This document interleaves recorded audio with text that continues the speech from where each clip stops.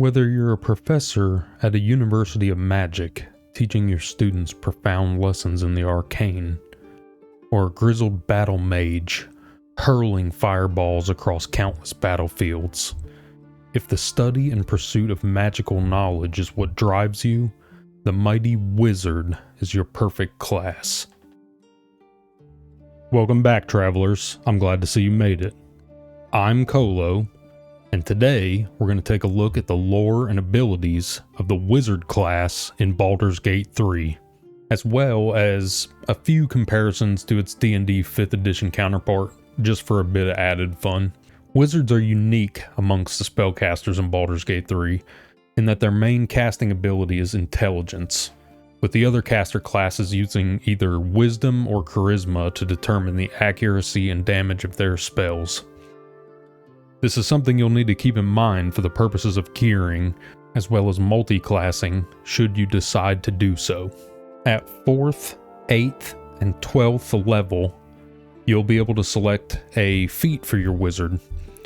Ability improvement is always a solid choice, as it will allow you to bump up your intelligence modifier even higher, for higher damage rolls and higher spell save DC. This will make your enemies have a harder time avoiding the effects of your spells. There are a few feats that are worth looking into, however. These include Spell Sniper, which grants you access to another cantrip and doubles your chance to land a critical hit with spells. Warcaster, which makes you much less likely to have your concentration broken during combat when you're concentrating on important spells. And even Dual Wielder can be used for some interesting builds, as it will allow you to use 2 staves at the same time, gaining the bonuses of both, as well as a +1 to your armor class just for dual wielding. At first level, your wizard will have access to only level 1 spells, and every 2 wizard levels will gain access to spells that are 1 level higher, as well as spell slots with which to cast them. So when you reach wizard level 3, you'll unlock your level 2 spells. At 5th wizard level, you'll unlock your level 3 spells, and so on. 11th wizard level is the final spell level unlock, granting you your level 6 spells. These spells are extremely powerful, and can easily turn the tides of battle in your favor if used correctly. As your wizard gains levels, you'll also be able to choose 2 spells per level from the wizard spell list. Alternatively, as you explore and loot chests and bookshelves along your journey, you will undoubtedly find scrolls and books that contain magical spells inked upon their pages. Any adventurer can read these spells from the scroll and cast the associated spell, but what if I told you there was a better way to utilize these arcane treasures? What if you could permanently learn the spell from the scroll rather than consuming it for a single use? This is where the wizard's spellbook comes in. While you do still have the option to use the spell scrolls as single-use items, you can also open the Spellbook menu by clicking this button in the Character Skills menu. This will show you a list of spells that your wizard doesn't currently know, but that your party is currently carrying in scroll form. By checking the box next to a desired spell, you can pay a small amount of gold and permanently add the spell to your list of known spells. You'll then be able to prepare and use the spell just as you would any other you've learned through leveling up. While sorcerers and warlocks may end up with the upper hand in raw damage numbers in BG3, there are none who can top the sheer magical utility of a wizard. If you pay attention while adventuring, and check your spellbook page often, you'll essentially be able to learn every spell in the wizard's spell list through the use of these scrolls. Not only that, but you'll also be able to permanently learn a few very powerful spells that are only available in scroll form. This means that you will likely have a magical solution to almost any problem right at your fingertips. Once your wizard reaches 2nd level, you'll have a very important decision to make. You'll be presented with 8 subclasses, each tied to a unique school of magic. You'll have to decide which one of these 8 schools you wish to pursue. In this next section, we're going to explore the subclasses individually and discuss the bonuses that they each provide. Before we get into these unique bonuses, however, I'm going to mention the Savant passive that every school will give you. When you choose your subclass as a wizard, you will become a Savant in that school of magic, which simply means it will only cost you half as much gold to learn spells from that specific school from scrolls. This is a nice bonus, but it won't make enough of a difference to actually influence your choice of subclass. Just think of it as a small discount you'll receive, and you basically won't think about it ever again after choosing your subclass. Right, so let's get started with our look at the subclasses. First up, we have the Abjuration Wizard. This school of magic is considered to be mostly protective in nature, though there are certainly offensive uses or variations of some of the spells. Spells that form barriers, shields, or glyphs of warding generally fall under this school of abjuration, as well as those that banish your foes from this very plane of existence, removing them from the fight entirely until they return. Upon choosing the Abjuration subclass, you'll be granted the Arcane Ward ability. This grants you a shield that will increase in power as you cast abjuration spells. Upon completing a long rest, you'll also be granted Arcane Ward stacks equal to your current wizard level. The maximum number of stacks you can have at any time is equal to 2 times your current wizard level. So for a few examples, if you never multi-class and get your wizard all the way to the maximum level, which is 12th level in BG3, you'll be able to stack your Arcane Ward up to 24 total stacks. Alternatively, if you only take 2 levels in Wizard and 10 levels in something else like Cleric, you'll only be able to build up to 4 stacks of Arcane Ward, since your Wizard level is only 2. Having an Arcane Ward that can absorb 24 damage may seem very powerful, and you'd be correct in that assumption. But what if I told you that it was even better than you might be imagining? Upon first reading the ability, you'd be forgiven for thinking that your Arcane Ward would simply act as a shield that absorbed a certain amount of damage and was depleted by the same amount of stacks. But that isn't how it works. Your Arcane Ward stacks will only decrease by 1 per hit that it absorbs. So for example, I have a situation here where my character was struck for 51 total fire damage, and he had 20 stacks of Arcane Ward at the time. The ward absorbed 20 damage, and my character took the remaining 31 fire damage. But if we look over here, you can see that he still has 19 stacks of Arcane Ward remaining. So if he were to get hit again, the next hit would be reduced by 19 damage, and his ward would drop to 18 stacks. The mitigation potential of this ability is insane. At 6th level, the Abjuration Wizard obtains the Projected Ward ability. This is a reaction that you can choose to activate when a nearby ally is about to take damage. It will use your Arcane Ward to reduce the damage of that hit, with any overflow damage still carrying over to the targeted ally. Then, as before, your Arcane Ward will reduce by 1 stack. This allows you to mitigate even more damage for your party should you choose to, and can allow for some very clutch saves if the enemies are harassing a party member too much. At 10th level, the Abjuration Wizard will obtain the Improved Abjuration ability. This will grant your Arcane Ward stacks equal to your current wizard level whenever you complete a short rest. You already gain stacks equal to your wizard level on long rests, but now you can use short rests to stack your ward even higher. The next subclass we're going to discuss will be the School of Evocation Wizard.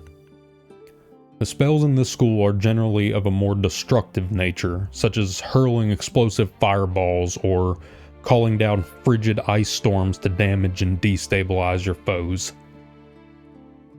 Upon first choosing the Evocation subclass, you'll be granted the Sculpt Spells ability. This allows the evoker to create pockets of safety within their evocation spells, protecting their allies from the negative effects and damage of those spells.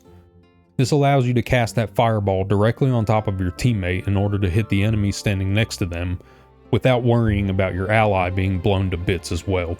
Upon reaching 6th level, the Evocation Wizard will gain the Potent Cantrip ability. This will cause enemies to take half damage from your cantrips even if they pass their saving throw when targeted.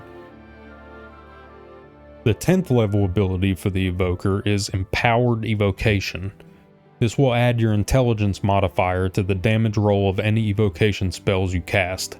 More damage is the name of the game when you delve into the school of evocation, so you can't go wrong with this one. Our next subclass will be Necromancy. You probably have an image in your mind of the kinds of things this school focuses on, and you're probably at least partially correct. Necromancers focus their studies on the forces of life, death, and undeath. They specialize in spells that bestow curses, animate dead bodies to serve them, or steal the very life force from their targets. Upon first choosing the Necromancy subclass, you'll be granted the Grim Harvest ability. This will allow you to regain hit points once per turn if you kill a creature with a spell on that turn. The amount of HP regained will be equal to twice the spell slot level used, or 3 times the spell slot level if the spell was a Necromancy spell. This ability does not work when you kill undead creatures or constructs. This allows you to passively turn your opponent's deaths into life energy for yourself. At 6th level, the Necromancer will obtain 3 separate Undead Thralls abilities. These are Undead Thralls Animate Dead, which will grant you the Animate Dead spell if you don't already have it. Undead Thralls Additional Undead, which will allow you to raise 1 additional corpse when you cast the Animate Dead spell. And, finally, the Undead Thralls Better Summons ability, which grants your animated dead extra hit points equal to your wizard level, as well as adding your proficiency bonus to their damage. All 3 of these bonuses are related to summoning multiple powerful minions who will aid you in combat. You can get even more minions than this, and eventually can have quite the army following you around doing your bidding. At 10th level, Necromancy Wizards gain the Inured to Undeath ability. This makes you permanently resistant to necrotic damage, which will reduce any damage of that type you take by half. The ability also makes you immune to effects that would otherwise reduce your maximum hit points. Both of these can be very powerful under the right circumstances. Conjuration is the next subclass on our list. This school of magic focuses on the summoning or conjuring of creatures or objects seemingly out of thin air. The spells you'll specialize in will range from creating a fog cloud to obscure your movements, to summoning a powerful celestial being to aid you in combat. The first ability you'll be granted when you choose this subclass is the Minor Conjuration Create Water ability. This will grant you the Create Water spell as an always prepared spell, and will allow you to cast it once per short rest without consuming a spell slot. On its own, this may not seem very powerful, but there are plenty of uses for the Create Water spell. You can use it to douse fires, wash dirt and blood off your party, or to cause a group of enemies and a patch of ground to be soaking wet. Water surfaces can be easily frozen or electrified, causing other spells to have an even greater effect when cast into those areas, and wet enemies will take double damage from both lightning and cold, while being immune to burning and resistant to fire damage. When you reach 6th level, you'll gain the Benign Transposition ability. This will allow you to teleport yourself up to 30 feet, or swap places with an ally that is up to 30 feet away.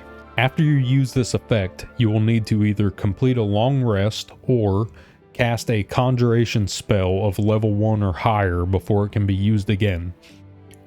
This ability will allow you to have an insane amount of movement, as well as being able to strategically position your allies in combat.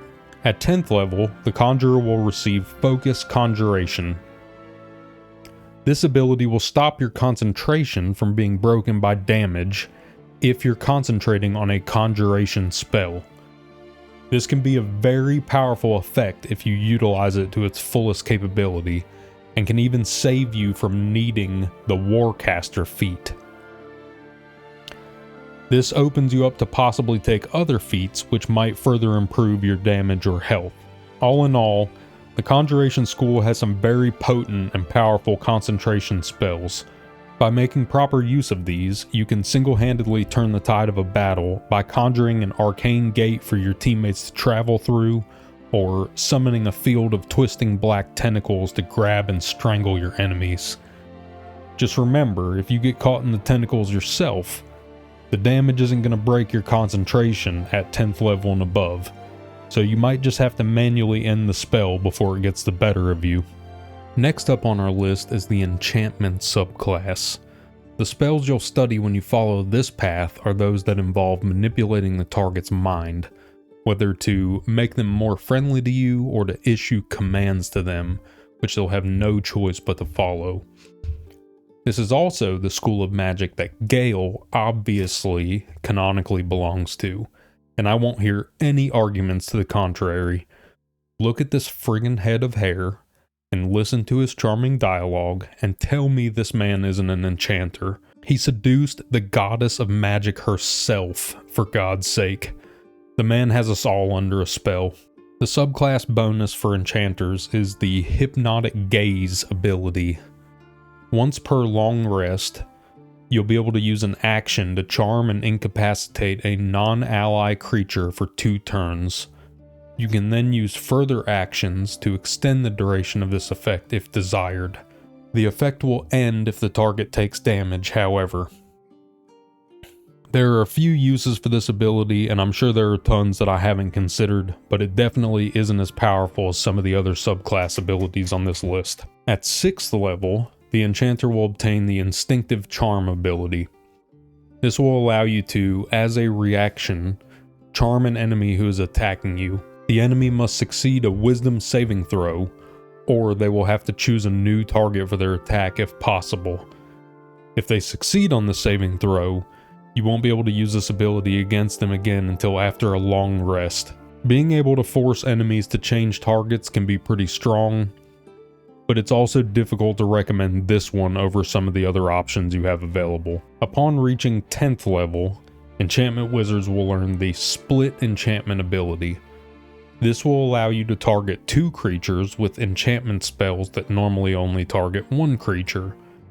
This ability right here can be incredibly powerful, considering the Enchantment School contains several of the game's best crowd control spells.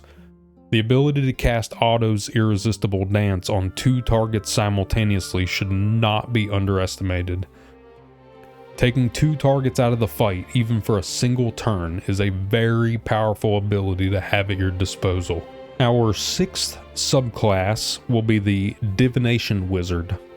Known as Diviners, the students of this school of magic are known for their foresight, their enhanced vision, and their ability to detect the thoughts of their targets. Upon first choosing this subclass, you'll gain the Portent ability. This is arguably the most powerful of the subclass abilities depending on who you ask. After you complete a long rest, you'll be granted 2 Portent dice. During that day, you can use these Portent dice to replace a dice roll that happens near your wizard character. That sounds very confusing, so let's go over a hypothetical example. Let's say you take your long rest, and your Portent dice happen to roll as a 1 and a 20. Now, during that day, you're attacked by a creature that rolls an 18 when it is attempting to perform a massive damaging spell against your team. You can use your Portent die to replace that 18 roll with a 1, forcing a critical miss. Then, your Barbarian is attempting to slam that enemy in the face with an axe, but he happens to roll a nat 1 on the attack. You can use your other Portent die to change his roll to a 20, and he'll get a critical success instead. The power to alter dice rolls as you see fit is insanely strong, as you might imagine, and as the subclass gains further levels, you'll only get more and more options for changing fate. At 6th level, the Diviner will get the Expert Divination ability. This will provide you with a 3rd Portent die per day, but also will grant you prophecy buffs when you take a short rest. These prophecies will have objectives on them such as deal psychic damage to an enemy. If you complete the prophecy, you'll regain one of your spent portent die, so with this 6th level ability, you'll potentially have access to quite a few replaced dice rolls per day, and they'll always work in your favor. At 10th level, the Divination Wizard will gain 2 abilities. These are the Third Eye Dark Vision and Third Eye See Invisibility skills. The first will allow you to see up to 80 feet in non-magical darkness, and the other will allow you to see invisible creatures unless they pass a saving throw to maintain their invisibility. Both of these abilities are useful, but not nearly as powerful as the 6th level ability we got for Divination. This subclass can be argued to be the most powerful of all the wizard subclasses for sure. It's absolutely worth looking into if the portent dice mechanic sounds interesting to you at all. Next up is the Illusion Wizard. This school of magic focuses on spells that make your target see things that aren't there, or to overlook things that are. These include things like Fear, which will show your enemies a terrifying illusion and cause them to flee in horror, or Invisibility, which will hide you from sight, allowing you to sneak into places where you don't belong. The first illusion subclass bonus is the Improved Minor Illusion ability. This allows you to cast the Minor Illusion cantrip as a bonus action. This may not sound that good, and it definitely isn't as powerful as some of the other subclass abilities we've discussed, but there are certainly a ton of uses for this. Being able to distract your enemies in combat by using a bonus action can be very useful for using hide or triggering backstab critical hits for certain classes. Being able to alter your opponent's line of sight can be a very powerful tool if you have the creativity to take advantage of it.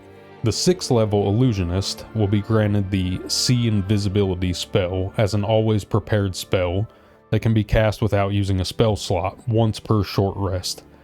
This can be useful, but it's nothing groundbreaking. At 10th level, you'll obtain the Illusory Self ability. This will allow you to form an illusory duplicate of yourself as a reaction when you're attacked.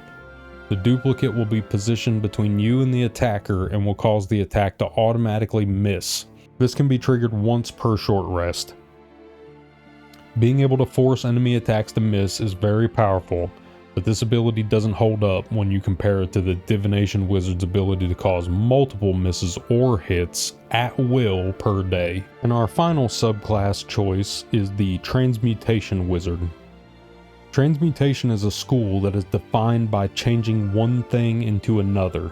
The spells you'll learn will include things such as Haste, which will double a target's actions and movement per turn while you maintain concentration, or spells like Fly, Enhance Leap, and Featherfall, which grant your targets the ability to fly, jump vast distances, and ignore fall damage respectively. This school of magic has some spells that are considered must-haves by a lot of players, myself included. There's most certainly something here for everyone. Upon choosing this subclass, you'll gain the Experimental Alchemy ability. This will allow you to brew 2 alchemical solutions instead of 1 when you combine extracts, as long as you can succeed a DC 15 medicine check. This is an ability that could either be very useful or completely useless to you, depending on how often you interact with the game's alchemy mechanics.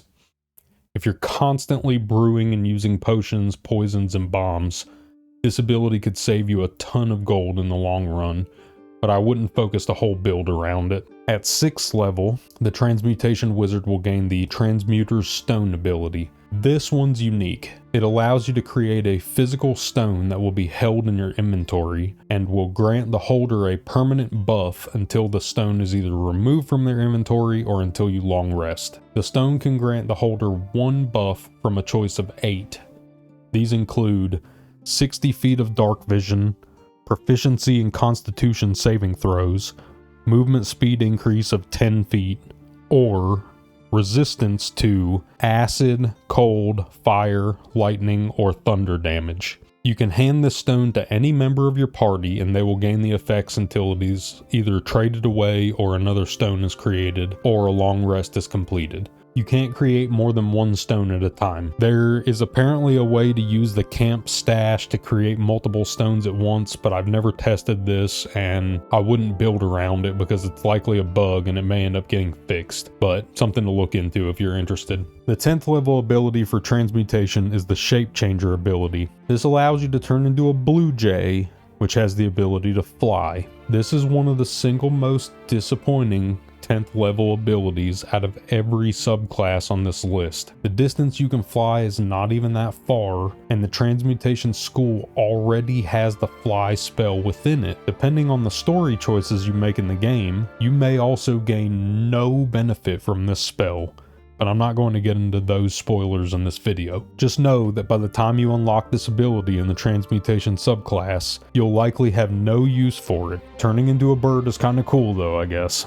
I spoke earlier of the utility of having a wizard in your party over either a warlock or a sorcerer. Why is that exactly? Well, as sorcerers and warlocks level up, they get to choose less spells to learn than the wizard, and they don't learn and prepare spells in the same way that wizards do. It can be very difficult to justify learning a spell like Featherfall as a sorcerer or a warlock with their very limited number of known spells, but a wizard can simply prepare the spell at any time outside of combat, use it as needed, and then swap it back out for something that may be more useful in a combat situation. You basically always have all of the wizard spells available to you at all times, except for in combat where you can't swap out your prepared spells. The limit of your utility really is your imagination. That's all for this video, travelers. Thank you very much for watching, and if you learned anything, leave me a like and don't forget to subscribe to the channel so you don't miss out on more videos like this one. If you wish to support the channel further, check out my Patreon, which I've linked in the video description below. Are you playing a wizard in BG3? Leave me a comment below and let me know which subclass is your favorite. Once again, travelers, I thank you for watching. I'm glad you got to see me, and do your best to stay alive. Until next time, see ya.